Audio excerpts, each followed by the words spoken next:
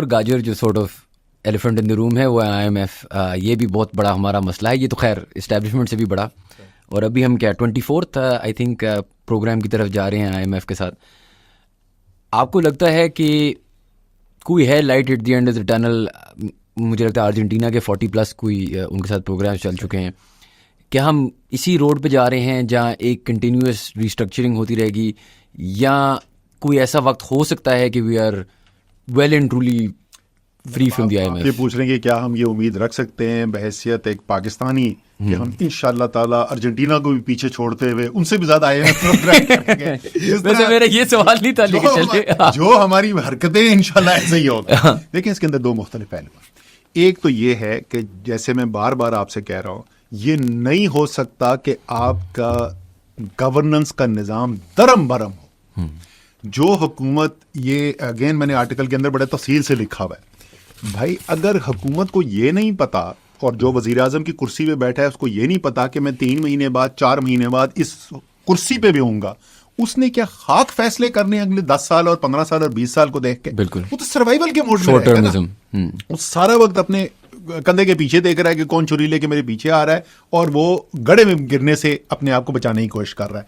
तो इसके अंदर आपकी जो बेसिक मैक्रो इकोनॉमिक स्टेबलाइजेशन के स्टेप्स हैं जो IMF प्रोग्राम मानता है, उसको भी कंसिस्टेंटली इंप्लीमेंट करना जो है वो नामुमकिन है। मुश्किल नहीं है, वो नामुमकिन है। ठीक है।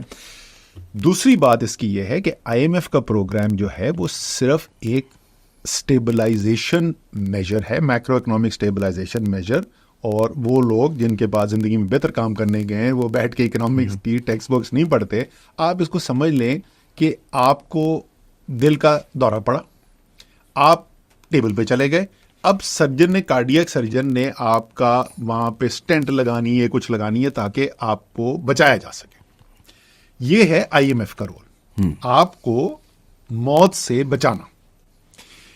उसके बाद आप वॉक करना शुरू करेंगे कि नहीं, आप जिम जाएंगे कि नहीं, आप सिगरेटें पीनी छोड़ेंगे कि नहीं, आप जो ये 2-2 किलो बाल्टी गोश्त खाते हैं रात को ये बंद करेंगे कि नहीं। ये सब चीजें डिटरमिन करेंगी कि आप वापस उसी टेबल पे उसी कार्डियक सर्जन के सामने जाएंगे या नहीं जाएंगे। वो जो बाकी इकदामात हैं वो सारे बाकी इकदामात ऐसे हैं जो जिनके नताइज दूर रस होते हैं। वो नताइज दूर रस के लिए काम वो करेगा जिसको नजर आ रहा है ये निजाम चल रहा है। ठीक है यार, अभी मेरी गवर्नमेंट है, 5 साल तो मेरी है ना, उसके बाद भी इंशाल्लाह इलेक्शन जीतूंगा, अगली दफा मैं आ जाऊंगा, या चलो। वो जो बाकी इकदामात हैं वो सारे बाकी इकदामात ऐसे हैं जो जिनके नताइज दूर रस होते हैं। वो नताइज दूर रस के लिए काम वो करेगा जिसको नजर आ रहा है ये निजाम चल रहा है। ठीक है यार, अभी मेरी गवर्नमेंट है, 5 साल तो मेरी है ना, उसके बाद भी इंशाल्लाह इलेक्शन जीतूंगा, अगली दफा मैं आ जाऊंगा, या चलो ठीक है मैं अगला इलेक्शन हार भी गया ना तो उससे अगला इलेक्शन जीत जाएंगे, उससे अगला इलेक्शन जीत जाएंगे। आप डिसीजन मेकिंग करते हैं आने वाली नस्लों के लिए। जब आपकी सूरत हाल ये हो कि आपको फिक्र हो अगले महीने की और 6 महीने की, तो वो स्टेप्स लिए ही नहीं जा रहे। हर हुकूमत जो है वो पिछले 30 साल से कम सर्वाइवल मोड में चल रही है, और उसके नतीजे आपने देख लिए। और यही सर्वाइवल मोड में एक और बहुत बड़ा मसला ये है कि बहुत ज़्यादा ब्लेम गेम चलती है और हम आवाम को नहीं समझ आता। मिसाल के तौर पे जब हम शहबाज शरीफ का पॉडकास्ट कर रहे थे तो वो कह रहा था कि मेरी ज़िंदगी का सबसे बड़ा अचीवमेंट ये है कि मैंने पाकिस्तान को ना डिफ़ॉल्ट से बचाया, कि PTI वहाँ तक ले आई थी कि बिल्कुल ही डिफ़ॉल्ट होने वाला था।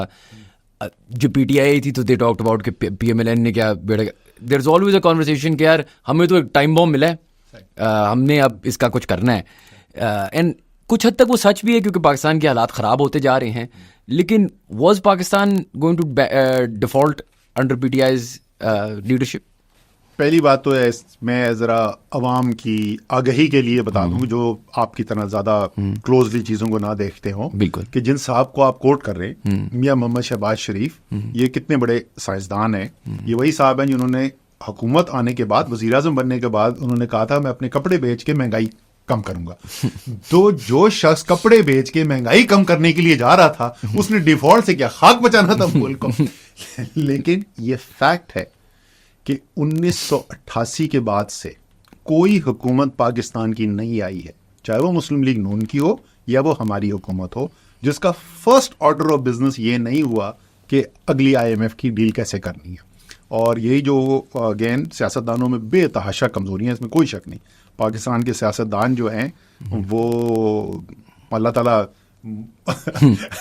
इनसे बचाए मुल्क को। लेकिन ये जो ब्लेम सारा डाला जाता है ना कि इसलिए कि क्योंकि जी सियासतदान ऐसे 11 साल मार्शल लॉ लगा रहा, जनरल ज़ियाउल हक साहब 11 साल मुल्क चलाते रहे, कोई सियासतदान जो है उनके पास कोई इख्तियार नहीं था कोई फैसले करने का। दिसंबर 1988 में बेनज़ीर भुट्टो पाकिस्तान की वज़ीर आज़म बनाई जाती। अब उनको इस्टेब्लिशमेंट ने हैंड ओवर करनी है पावर, और उन्होंने कुछ शराइत रखी हैंड ओवर करने की पावर। उन शराइत में से एक ये थी कि जो निगोशिएटेड IMF डील है, एक्चुअली 2 डिफरेंट डील्स थी, ये जो दोनों एग्रीमेंट्स हैं आपने ये साइन करने, और 26 दिन ओथ लेने के बाद उन्होंने उन दोनों एग्रीमेंट्स के ऊपर सिग्नेचर कर दिए थे। So from that day to this day जो भी हुकूमत आई है, क्योंकि आप जैसे मैं कह रहा हूं कि बुनियादी जो फुकदान है स्टेबिलिटी का, गवर्नेंस का, वो आप ख़त्म नहीं कर रहे, तो आप उस दलदल में सिर्फ नहीं फंसे हुए, आप धंसते चले जा रहे हैं। हर गुजरते वक्त के साथ मजीद से मजीद खराबी की तरफ चलते जा रहे हो। बीच में आता है साल 2 साल आता है, अच्छा होता है, बेहतर होता है। हमारे आखिरी जो 1.5-2 साल थे वो अच्छे लग रहे थे, लेकिन परमानेंट सस्टेनेबल इंप्रूवमेंट पिछले 30 साल में हमने देखी नहीं।